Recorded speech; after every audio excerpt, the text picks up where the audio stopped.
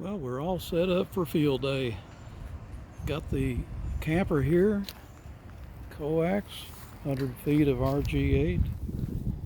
We're going over to a chain link fence over here.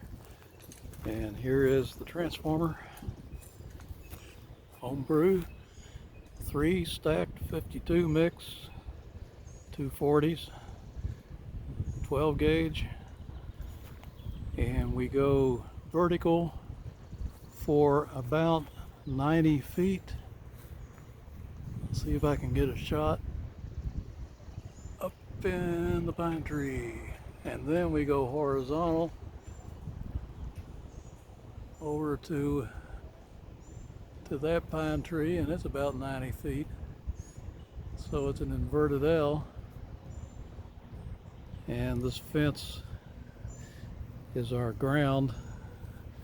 So as you can see, I've got a alligator clip here going to the fence.